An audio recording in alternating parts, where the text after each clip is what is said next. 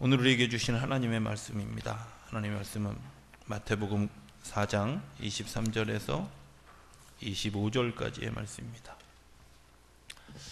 마태복음 4장 23절에서 25절, 이 계시의 말씀을 봉독하는 동안에 살아계신 하나님의 음성을 친히 들으실 수 있게 되길 바랍니다. 예수께서 온 갈릴리에 두루 다니사 그들의 회당에서 가르치시며 천국 복음을 전파하시며 백성 중에 모든 병과 모든 약한 것을 고치시니 그의 소문이 온 수리아에 퍼진지라. 사람들이 모든 앓는 자 곧 각종 병에 걸려서 고통당하는 자, 귀신 들린 자, 간질하는 자, 중풍병자들을 데려오니 그들을 고치시더라. 갈릴리와 데가볼리와 예루살렘과 유다와 요단강 건너편에서 수많은 무리가 따르니라. 아멘.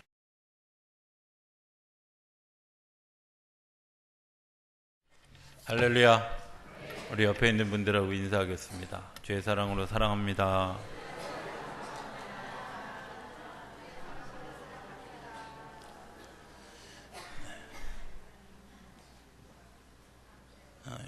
한 번 더 인사할 건데요.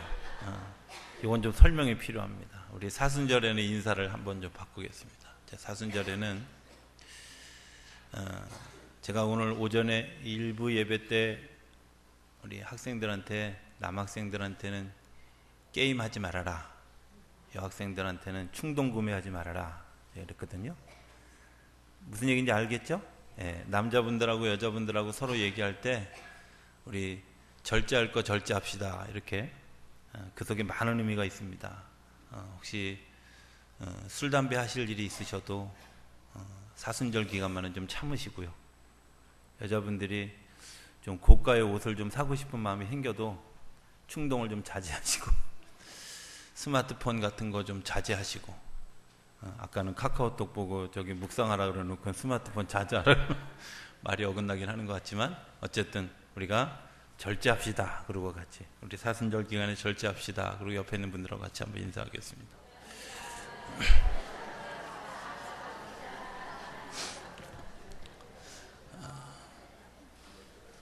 사순절 기간에 절제하라고 우리 전사님이 아예 물도 안 떠다놨어. 네, 절제하라는 의미인 줄 알고.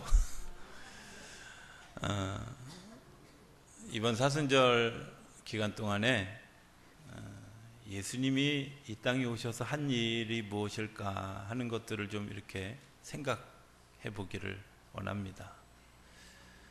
사실 사순절을 늘 맞이하면서 여러 가지 생각들을 합니다. 어떻게 이번 사순절을 우리가 준비할 수 있을까, 사순절을 어떻게 사순절답게 지낼 수 있을까 하는 것들을 고민하게 되는데, 예수님이 행하셨던 행적, 또 우리 그 예수님이 구체적으로 행하셨던 행적들을 새벽에 우리가 다시 한번 묵상하고자 요한복음 전체를 한번 다 같이, 또 예수님이 우리에게 어떻게 반응하시는가, 말씀해 주시는가 하는 것들을 깨닫기 위해서 침묵하는 시간들로, 그리고 그 하나님과 교제의 시간을 가질 수 있도록 우리가 리차드 포스터라고 하는 사람이 쓴 책을 같이 읽으면서 총체적으로, 전체적으로 이렇게 큰 틀에서 주님이 어떻게 행하셨던가 하는 것들을 좀 보는 그런 시간들이 되기를 기대합니다. 저는 예수님이 이 땅에 오셔서 한 일, 그분이 절대 타자의 삶을 사셨기 때문에 우리를 위한 일이다, 우리에게 이득이 되는 일이다, 이렇게 생각합니다. 그러니까 그분이 이 땅에 오셔서 한 일을 생각해 보면 나를 위한 일이기도 하고, 나에게 뭔가 어떤 의미를 부여하기 위해서 하신 일이다, 이렇게 생각해 보면 예수님이 하신 일이 그저 그냥 예수님이 당신이 좋아서 하신 일이 아니라 오늘 우리에게 뭔가 의미 있는 것들을 남기기 위한 하나님의 메시지이다, 저는 이렇게 생각합니다. 오늘 나누기 원하는 이 마태복음 4장 23절에서 25절은 재작년에 2012년에 본문으로 택해서 1, 2, 3 세 번이나 했던 본문입니다. 아마 이렇게 성경책에 오늘 설교했어 이러고 이렇게 적어 놓으신 분들은 날짜가 거기 적혀 있을 겁니다. 그런데 어쨌든 좀 다른 각도에서, 예수님이 행하신 일의 각도에서 오늘 본문을 좀 보기를 원합니다. 우리가 이제 보통 그 사회나 또 교회나 기업에 가면 뭘 하냐면 우리가 향해 갈 비전이 있습니다 하고 비전을 정하고요. 그 비전을 정해서 그 비전을 향해서 가기 위한 세부적 실천 사항들을 적습니다. 그죠? 그리고 그 세부적 실천 사항들의 방해가 되는 것들을 이렇게 버립니다. 이런 측면에서 생각해 보면 오늘 본문은 굉장히 의미가 있죠. 하늘나라의 비전을 선포하고 그리고 그것을 어떻게 향해 갈 것인가 하는 것들을 회당에서 말씀으로 가르치시고 그리고 장애가 되는 것들을 주님께서 치료하시고 이렇게 생각해 보면 오늘 성경을 좀 다른 각도에서 볼 수 있을 것 같다 하는 생각을 해봅니다. 우리가 이제 비전을 많이 얘기합니다. 비전이라는 게 뭐냐? 어떤 사람들은 비전이 마치 내가 대통령이 되고 내가 의미 있는 일을 하는 것이 비전이다 이렇게 생각하는 분들도 있습니다. 그런데 저는 비전이 이런 것이라고 생각합니다. 내가 경험한 그리고 내가 본 것을 우리 모두가 다 같이 가자. 뭐 이런 측면에서 예수님의 비전은 하나님의 나라입니다. 예수님이 하늘에서 왔고 그리고 이 땅에 살아가는 사람들의 그 모든 것을 종합해서 희망을 줄 수 있는 희망이 뭐냐? 하나님의 나라입니다. 그러니까 예수님이 이 땅에 오셔서 선포한 첫 마디가 뭐냐? 회개하라, 천국이 가까웠다. 이렇게 이야기한 것은 하나님의 나라에 대한 선포. 하나님의 나라가 이런 겁니다 라고 설명하지 않고 하나님의 나라가 가까웠다 하고 선포하셨다는 거예요. 요즘은 설교가 많이 이렇게 설득에 가깝지만 사실은 설교는 선포입니다. 그렇죠? 저는 예수님의 그 선포가 굉장히 귀하다고 생각해요. 하나님의 나라가 가까웠습니다. 하나님의 나라가 있습니다. 라고 얘기했는데 아멘 하는 사람은 그것이 갖는 거고 아멘이 안 되는 사람은 내가 하나님의 나라를 바라볼 수 없는 거죠.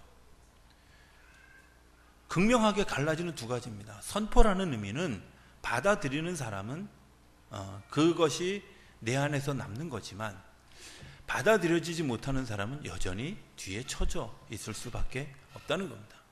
저는 비전도 마찬가지라고 생각합니다. 비전은 우리에게 선포되어진 겁니다. 뭐 여러분들 이런 비전을 가져도 되겠습니까? 이렇게 얘기하지 않습니다. 그렇죠? 하나님이 선포하신 겁니다. 선포하셨다면 네, 그것을 따라가겠습니다. 결단하는 사람과 아닙니다 하는 것과 다른. 많은 분들이 목사님의 목회의 비전이 뭡니까? 라고 하는 질문을 합니다. 저는 숫자를 별로 좋아하지 않습니다. 왜냐하면 머리가 아파서 숫자를 잘 못 외우기도 하고 또 하나는 하나님의 나라가 숫자에 있다고 생각하지 않습니다. 또 하나는 보험하시는 분들한테 죄송하지만 제가 우리 어머님의 영향 때문에 그 보험회사에서 하는 것들을 되게 싫어합니다. 예를 들어서 오늘 몇 명 나왔어? 실적이 어떻게 돼? 이런 보고하는 거 되게 싫어합니다. 그래서 제가 우리 교육자들 회의할 때도 아동부 오늘 몇 명 나왔어? 절대 이런 거 물어보지 않습니다. 오늘 교회 몇 명 왔어? 이런 거 저 물어보지 않습니다. 왜? 그것은 별로 그게 비전이라고 생각하지 않습니다. 또 어떤 교회 가니까 비전 그러면서 뭐 10,000명 성도 예배, 1,000명 뭐 사역자, 뭐 100명 선교사 파송 뭐 이런 거 써놓은 교회들 있더라고요. 글쎄 저게 비전일까? 어떤 교회는 비전홀 그래가지고 교회를 막 커다랗게 1980년대 초반에 영동 그 어디죠? 강남에 강북에 있던 교회 하나가 이전해 오면서 교회를 200억 들여서 지었다고. 그때 뭐라고 그 목사님이 설교하시면서 그랬냐면 우리 한국교회의 비전이 될 것이라고. 글쎄요 제가 며칠 전에도 그 근처 지나왔는데 그 교회 바라보면서 비전이라고 생각한 별로 없어요. 최근에도 작년에 어떤 교회가 뭐 한 3천억 들여서 교회를 지었다. 그것도 비전홀이라고 그러더라고요. 글쎄 그게 비전일까? 좀 의심스럽습니다. 저는 제가 목회하면서 또 기도하면서 꿈꾸는 비전은 이겁니다. 액트 29장을 써가는 교회입니다. 사도행전은 28장밖에 없습니다. 그런데 29장을 우리가 써가는 겁니다. 사도행전은 우리가 잘 아는 것처럼 앞 전반부는 베드로의, 후반부는 사도 바울의 이야기로 짜여져 있는데 이제 그 29장부터는 내가 써나가는 사도행전.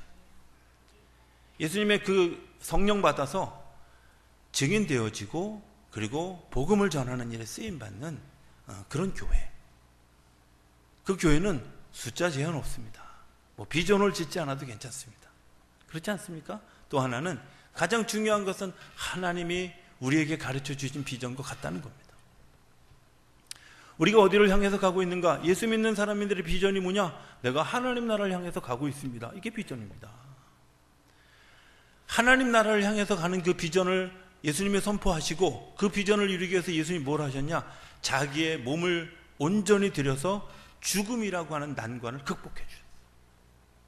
그게 주님께서 오늘 우리에게 그냥 가르쳐 주신 비전 정도가 끝나는 게 아니라 그 죽음이라고 하는 난관을 극복해 준 것 때문에 우리에게 새로운 일이 열리게 되어졌어요. 예수님 이전에는 죽음, 거기까지가 끝이었습니다. 예수님이 이전에 많은 사상가들이 뭘 얘기하냐면 장수하는 것, 죽지 않는 것, 이건 얘기했지만 죽고 난 다음에 부활을 이야기한 사람들은 없었습니다. 그런데 죽고 난 이후에 부활이 있다. 그 부활 후에 심판이 있고 그 심판 뒤에 하나님의 나라가 있고 지옥이 있다고 하는 것에 대한 분명한 선포를 예수님이 하셨다. 저는 하나님의 나라, 천국을 향해 걸어가는 사람들이 예수 믿는 사람들이 걸어가야 될 길이다. 저는 이렇게 믿습니다. 그런데 우리가 하나님 나라를 향해서 가죠. 교회 다니는 사람들 중에도 이렇게 얘기하는 사람이 에이 하나님 나라가 어디 있어. 말을 이렇게 표현하지 않고 또 속으로 그렇게 생각하는 사람들도 있습니다. 10년 전에 그 목회와 신학이라고 하는 곳에서 조사를 했습니다. 아주 진실하게 목사님들, 장로님들에게 하나님의 나라가 있는 것을 믿으십니까? 54%만 믿는다고 답했다. 충격입니다. 여러분들 오늘 우리가 그런 시대를 살아가고 있습니다. 정말 여러분들 마음속에, 여러분들 심령 속에 내가 정말 내 진실한 고백 속에 하나님의 나라가 있습니다라는 것이 확실하게 믿어진다. 죄송하지만 여기 계신 중에 반밖에 없다는 얘기입니다. 하나님의 나라가 있으면 하나님의 나라가 있는 것에 대한 분명한 비전을 주님께서 선포하신 말씀이 믿어지면 제가 믿습니다. 그리고 내 삶을 거기에 집중하는 겁니다. 왜? 주님께서 죽음을 극복하는 법을 보여주셨기 때문에 우리가 죽음을 극복하고 이길 수 있습니다 라고 하는 믿음이 분명해지는 겁니다. 그 믿음이 분명해지면 우리가 부르는 438장 찬송처럼 초가상간도 천국이고요, 들판에 나가 있어도 천국이고요, 내가 어느 곳에 거했든지 그것이 천국이 되어질 수 있다는 겁니다. 잘 지어진 교회가 비전홀이 되지 않는 이유가 거기에 있습니다. 하나님이 계시면 거기에 비전이 있습니다. 죽음을 극복해가는 비전이 있습니다. 그리고 죽음 너머를 생각할 수 있는 능력이 그 안에 있습니다. 주님께서 오늘 우리에게 가르쳐 주신 비전은 뭐냐? 하나님의 나라입니다. 하나님의 나라를 설명하면서 예수님이 이렇게 이야기하십니다. 하나님의 나라는 씨 하나를 뿌리는 것과 같다. 겨자씨 하나를 뿌리는 것 같다. 겨자씨 하나를 땅에 떨어져 정말 온전히 죽어지고 난 다음에 그 속에서 많은 열매를 맺게 되고 그 열매를 맺는 것뿐만 아니라 많은 사람들이 그곳에 와서 쉼을 얻고 깃들이게 되어진다. 여러분들 그게 주님께서 말씀하신 하나님의 나라입니다. 하나님의 나라는 어떤 나라냐? 나라고 하는 작은 사람이 죽어진 것 때문에 정말 많은 사람들이 와서 혜택을 누리고 기쁨을 누리는 일들이 우리 안에서 일어나는 것, 하나님의 나라입니다. 하나님의 나라는 또 무엇이냐? 하나님의 나라에는 가라지도 있다고 하는 사실을 이야기합니다. 심었는데 가라지도 있습니다. 그래서 불편하게 하고 힘들게 합니다. 여러분들 우리 안에서 불편하게 하고 힘들게 하는 일이 없어야 된다? 아닙니다. 하나님의 나라로 가는 길에는 반드시 불편하게 하고 힘들게 하는 우리 주변의 요소들이 있게 되어져 있습니다. 문제는 그것을 이기는 힘입니다. 하나님이 우리가 그것을 이기게 하십니다. 그것을 극복하게 하십니다. 그냥 쉽게 갈 수 있는 곳이 아니라 그것을 이겨가는 겁니다. 가라지 비유를 통해서 예수님이 하신 이야기가 있습니다. 씨를 뿌렸습니다. 그런데 씨를 뿌린 원래 열매만 나는 것이 아니라 옆에 가라지가 더 풍성하게 났습니다. 제자들이 얘기합니다. 저 가라지를 뽑아버릴까요? 아닙니다. 가라지를 뽑지 않으시는 가장 커다란 이유는 그것 때문에 알고까지 다칠까 봐 뽑지 않으셨다고. 그러나 분명한 것은 마지막 날에 심판이 있다는 겁니다. 하나님의 나라의 문 앞에서는 심판이 분명히 있다는 겁니다. 그게 하나님 우리에게 가르쳐 주신 하나님의 나라입니다. 또 예수님의 입을 통해서 하나님의 나라를 이야기하면 이렇게 얘기하십니다. 어떤 사람이 밭을 갈다가 남의 밭을 가는데 거기서 보화를 발견했다. 그러면 자기의 전 생애를 두고 그것을 사서 자기 것으로 가져가는 것. 그게 하나님의 나라라는 겁니다. 하나님의 나라는 우리의 전 삶을 드릴 수 있는, 내 모든 것을 드릴 수 있는 아주 확실한, 아주 가치 있는, 가장 귀한 것이다 라고 하는 것을 우리에게 이야기해 줍니다. 내가 내 삶을 드릴 수 있는, 내 삶 전체를 바칠 수 있는 그 가치, 그게 뭘까? 하나님의 나라입니다. 저는 한순간 한순간의 삶이 굉장히 중요하다고 생각합니다. 오늘 내가 살아가는 오늘의 삶이 굉장히 중요합니다. 왜냐하면 오늘을 다시 돌아오지 않습니다. 그리고 순간의 시간입니다. 그런데 이 순간의 시간이 사실은 우리의 삶의 마지막을 결정한다고 하는 사실입니다. 저는 우리에게 늘 내일이 있다 이런 희망을 가지고 사십니까? 그런데 생각해 보면 그런 내일이 있다고 하는 것이 어쩌면 우리 스스로에게 망상일 수도 있다고 하는 사실을 생각해요. 어제도 말레이시아 항공사의 항공기가 하나 추락했죠, 그죠? 뭐 오늘 아침 뉴스에 보니까 그 항공기가 떨어진 것이 아마 테러일 가능성이 크다. 위조 여권을 두 사람이 들고 탔다. 뭐 이런 것을 테러했을 가능성이 크다. 아마 이제 이런 쪽에 비중이 주어지는 것 같다. 이런 생각을 합니다. 여러분들 단 두 사람, 아니 한 사람의 비뚤어진 마음 때문에 239명이 한꺼번에 죽을 수도 있는 게 오늘 우리들이 살아가는 삶의 자리입니다. 하나님이 오늘 우리를 오라 하시면 네 하고 가야 할 수밖에 없는 것이 오늘 우리들의 삶의 자리입니다. 그렇다면 오늘 하루를 사는 것이 얼마나 중요한 건지, 내가 오늘 하루를 정말 귀하게 여기고 사는 것이 얼마나 중요한 건지, 하나님의 나라는 그걸 얘기하는 겁니다. 주님께서 하나님의 나라를 이야기하면서 내가 오늘을 사는 것이 중요한, 내일 일을 염려하지 말라, 오늘 근심은 오늘의 족하다, 이렇게 이야기하신 이유가 뭘까? 그것은 오늘 내 삶을 온전히 드릴 수 있는 하루가 너무나 중요한 하나님의 나라를 결정하는 그런 요소라고 하는 사실을 이야기하고 있습니다. 주님께서 우리에게 이야기하는 또 다른 하나님의 나라는 보이지 않는 것이 보이는 것을 결정하는 것을 얘기합니다. 영적 세계에 대한 혼돈이 있었습니다. 그래서 바알 신도 섬기고 아세라 신도 섬기고 무슨 신도 섬기고 신들이 많이 있잖아요. 그죠? 이런 신들을 섬기는 그 땅에 예수님이 이 땅에 오신 이유가 뭘까? 그 보이지 않는 신들의 세계를 보이는 세계로 바꿨어요. 그런데 예수님이 그 보이는 세계로 바꾼 것 때문에 보이지 않는 세계를 계속해서 사람들에게 계시해 주고 있는, 좀 어렵죠? 그죠? 여러분들 우리가 신을 볼 수 있습니까? 신을 볼 수 있다면 이미 신이 아닙니다. 그런데 예수님이 왜 신성도 가지고 있고 인성도 가지고 있는 분으로 오셨냐면, 신이 자기의 육신을 입고 이 땅에 온다고 하는 것 자체가 굉장한 모험입니다. 그리고 스스로 만들어 놓은 질서를 깨트리는 일입니다. 그런데 이런 모험을 하면서까지 왜 예수님이 이 땅에 오셨을까? 그것은 사람들이 보이지 않는 세계에 대한 추측을 너무 쉽게 한다는 거예요. 보이지 않는 세계에 대한 이야기를 너무 쉽게 한다는 거예요. 인터넷에 뜬 가상 얘기 하나를 잠깐 하겠습니다. 이번에 뭐 떨어진 그 비행기가 777기라고, 보잉 777이라고, 아시아나 항공이 캐나다 들어가다가 사고 난 비행기도 같은 종류라고. 어떤 분이 예언을 했다 그래요. 777 비행기 때문에 문제가 될 거다라는 얘기를. 어제 이미 인터넷에 그게 떴더라고요. 777이 문제다. 그렇습니까?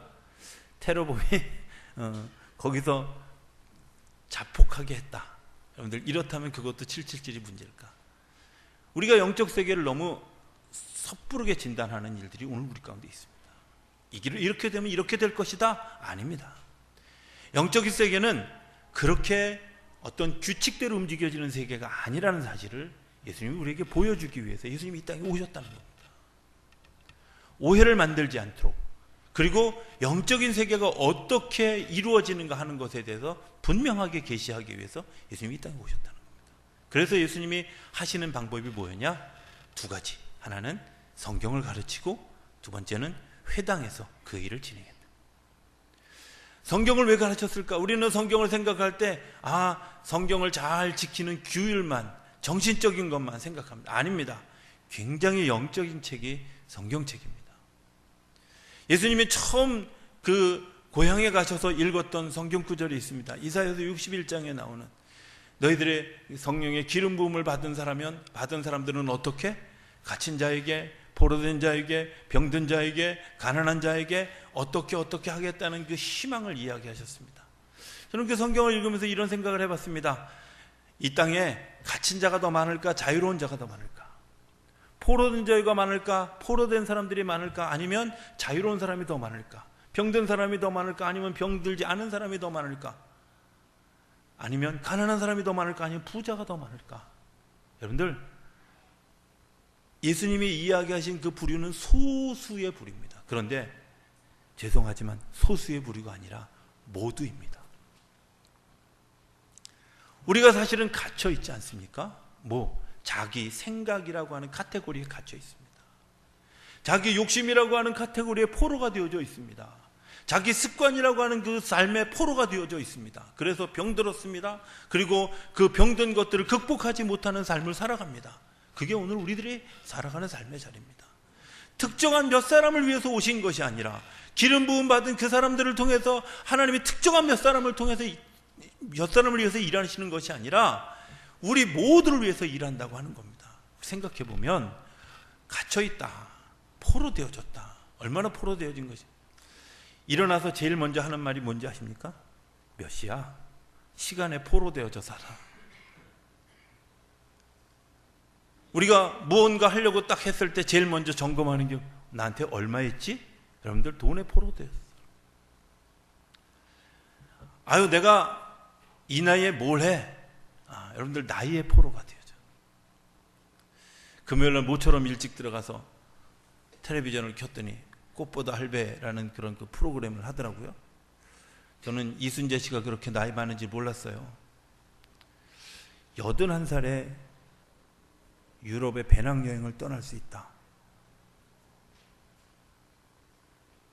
우리 교인들 다 가능하다 이런 생각했어요. 그렇지 않아요? 건강이 안 돼서? 그렇지 않습니다.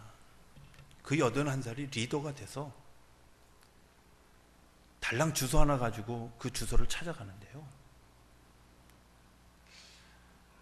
그냥 단순한 설정이 아니라 그 긴 시간의 여행, 비행기를 바꿔 타는 것, 그리고 대중교통 수단을 이용해서 걸어서 하는 그런 그 모든 것들을 아무런 어려움 없이 81살에 가능했다. 오늘 우리 스스로 나이의 노예가 되어 살아가자. 내 세계관의 노예가 되어 살아가고 있지 않는가. 주님께서 우리에게 주시는 것들은 뭐냐? 내가 아직 그렇지 않다. 내가 보는 세계관이 좁을 뿐이지, 내가 보고 있는 내 나이가 숫자일 뿐이지, 이렇게 얘기하는. 주님께서 우리에게 말씀해 주고자 하는 것이 무엇이냐? 성경을 통해서 말씀해 주고자 하는 것은 내가 살아있다면 아직도 많은 것을 할 수 있다는 겁니다. 내가 아직도 하나님을 바라보고 있다면 더 넓은 영역을 볼 수 있게 된다는 겁니다.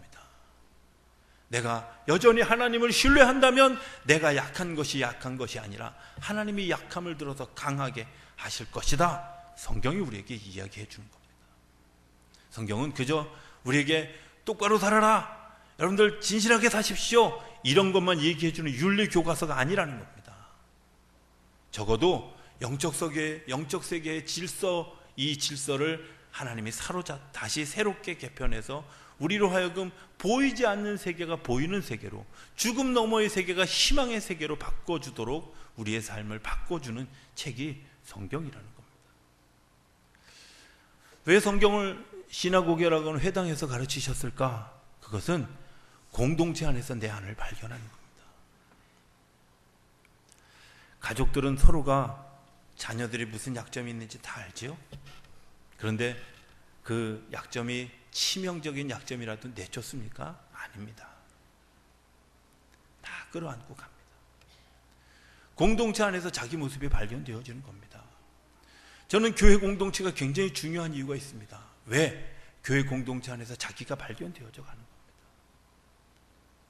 모난 부분도 발견되어지고 해서는 안 될 부분도 발견되어지고, 이 발견되어지는 것이 우리 안에서 되어지고 난 다음에 그것이 다시 주님 앞에 무릎 꿇어지고 내가 바꿔가고, 그리고 이 바꿔가는 일들이 교회 안에서 공동체 안에서 일어나야 됩니다. 교회가 왜 막 뭐 여러 가지 프로그램을 하고 뭐 야외 나가는, 여러분들 제일 중요한 건 같이 먹고 같이 자고 같이 여행해 보면 그 사람의 모든 것이 다 드러납니다. 그렇기 때문에 하는 겁니다. 같이 먹는 거 전 굉장히 중요합니다. 그죠? 같이 먹다 보면 저 사람이 뭐가 불편한지 다 보이는 거고요. 그 불편한 것 때문에 배려하는 일들이 일어나고 그 배려가 사람을 다시 세워갑니다. 제가 연천에서 목회할 때 저희 집에 별 3자리가 하나가 살았어요. 중장이 사는 게 아니라 교도소 갔다 온 숫자가 좀 있는 친구 하나가 살았어요. 이 친구가 교도소를 3번이나 갔다 왔는데도 불구하고 여전히 그 도벽을 고치지 못합니다. 정말 몇 분 상간의 집만 비워도 그 집에 가서 도둑질을 해옵니다. 교회에서 헌금도 몇 번 잊어버렸습니다. 정말 아차 방심하는 사이에 몇 번을 잃어. 동네 사람들이 다 압니다. 그 친구가 한 일인 거. 근데 그 친구를 고발하거나 그 친구를 감옥에 보내야 되겠다는 사람이 없습니다. 그 친구 때문에 걱정하고 힘들어하지만 모든 마을 사람들이 그 집이 너무 안타까워. 그의 영혼이 너무 불쌍해. 그래서 참아주고 기다려주는 겁니다. 저는 굉장히 그 동네에 많은 사람들이 자기의 피해를 감수하면서도 그 아이를 그 경찰에 신고하지 않고 감옥에 보내지 않는 그 마음들을 제가 읽게 되었습니다. 이게 공동체구나. 드러납니다. 자기 안에 그 있는 모습들이 다 드러나는 것이 공동체입니다. 그런데 그 공동체 안에 그렇게 드러났는데도 불구하고 기다려주고 기대해주고 그리고 참아주는 일들이 그 안에서 있는 거예요.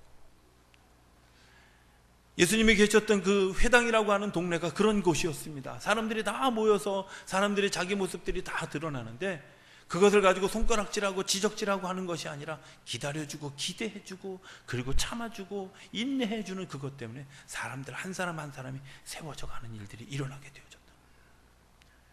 하나님의 나라를 향해서 가는 그 2가지 중요한 테마 뭐냐? 말씀 그리고 공동체입니다. 여기에 그 다음에 중요한 것, 우리 안에 발견되어진 잘못이 있습니까? 질병이 있습니까? 주님께서 치료하신다는 거예요. 간증하는 사람들의 이야기를 많이 들어보면 대부분의 이야기가 하나님이 나를 치료하셨습니다 하는 얘기입니다. 그죠? 내 몸을 치료하시기도 하고요, 내 습관을 치료하시기도 하고요, 내 잘못된 삶의 방향을 바꿔주시기도 하고요, 치료한 겁니다. 교회는 반드시 치료하는 기능이 있습니다. 그런데 문제는 내가 그것을 믿고 맡기는 겁니다. 맡기는 겁니다. 주님께서 오늘 분명히 성경을 뭐라고 얘기하냐면 모든 질병을 치료하신다 이렇게 얘기했습니다. 어떤 분이 하나님이 당신의 암을 치료하실 줄로 믿습니다. 성경에 그런 얘기 없는데요. 그때는 암이라는 병이 없었어요. 그래서 모든 질병이라고 얘기합니다. 하나님이 관여하시면 치료하시는 줄로 믿습니다. 내가 그것을 믿는 사람만, 믿음으로 나를 맡기는 사람만 하나님이 그를 치료합니다. 저는 기도하는 영역에 2가지가 있다고 생각합니다. 어떤 기도냐? 기도를 돕는 사람의 영역과 기도를 받는 사람의 영역이 있습니다. 기도를 돕는 사람의 영역은 성령님 그분을 초청하시는 겁니다. 왜? 성령님이 그 일을 하시는 거기 때문에. 기도해 주는 사람이 치료하는 게 아닙니다. 성령님을 초청할 수 있는 그런 그 은혜, 그런 그 기대, 이런 것이 그분의 믿음이라면 기도를 받는 사람의 믿음은 그 성령님이 나를 치료하실 것을 믿고 맡기는 겁니다. 이 안에서 조화가 이루어지는 겁니다. 이 안에서 하나님의 역사가 이루어지는 겁니다. 그래서 성경은 뭐라고 얘기하냐? 병든 자가 있느냐? 너희 장로들을 초청해라. 왜 초청하라 그래? 이거 오후 예배할 설교를 지금 미리 땡겨서 하네. 예, 초청하라고. 왜 초청하냐면요, 그분들이 성령님의 역사를 바라볼 수 있는 은혜가 있어요. 기대가 있어요. 그런 경험이 있어요. 그분들이 성령님의 역사를 초청하고 그 다음에 병든 사람은 가서 네 하고 아멘 하고 그것을 받아들이면 그 안에서 역사가 일어나기 때문에 야고보서 기자가 얘기하는 거예요.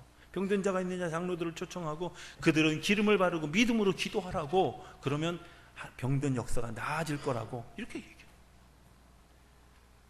하나님이 우리를 치료하신다고 하는 믿음이 분명해진다고 하면 여러분들 우리가 그거 할 수 있는 겁니다. 해야 합니다. 받아들여야 합니다. 받아들이면 하나님이 우리 가운데 역사하십니다. 여러분들의 잘못된 습관이 있습니까? 내 이 습관은 절대 못 고쳐? 그렇지 않습니다. 하나님이 나를 고치실 것을 믿기만 하면 주님께서 그 일을 바꿔 가시는 줄로 믿습니다. 오늘 우리에게 하나님이 나라를 보게 하셨습니다. 보게 하신 것뿐만 아니라 말씀을 통해서 우리로 그 일을 인도해 가십니다. 그리고 오늘 우리들의 삶 속에서 우리들의 질병과 우리들의 잘못된 것을 치료하시면서 그 하나님의 나라를 향해서 가는 우리의 걸음을 완성시켜 가고 있습니다. 저는 우리 성도님들이 이번 사순절 기간들을 통해서 하나님의 나라의 비전을 보기 원합니다. 그리고 말씀 속에서 움직이는 영적 세계를 볼 수 있게 되기를 바랍니다. 공동체 안에서 같이 겪으면서 우리의 모습들이 발견되어지기를 원하고, 치료하시는 하나님께 내 삶을 드린 것 때문에 주님이 나를 치료하시는 은혜의 능력을 경험하는 이번 사순절 기간이 되기를 기대합니다. 저는 이번 사순절 기간에 우리 교회 안에 병든 자들이 치료되는 역사가 일어나게 되길 바랍니다. 여러분들이 그런 역사를 기대하고 믿고 하나님 앞에 나아올 수 있게 되길 바랍니다. 그리고 숨겨져 있는 내적인 그런 병까지도 치료되어지는, 죄까지도 치료되어지는 역사가 이번 사순절 기간에 일어나게 되길 바랍니다. 여러분들이 힘드시지만 묵상하고 기도라는 책을 읽고 그리고 우리가 새벽 기도에 같이 참여하는 것 때문에 이 일에 역사의 주인공들이 되는 저 여러분들의 삶이 일어나게 되기를 주의 이름으로 축원합니다. 기도하겠습니다. 저희들을 사랑하시는 아버지 하나님, 하나님의 은혜와 사랑을 감사합니다. 오늘 우리에게 보여주신 하나님 나라의 비전, 하나님 저희들이 그것을 보았습니다. 그리고 믿고 따라가기로 결심합니다.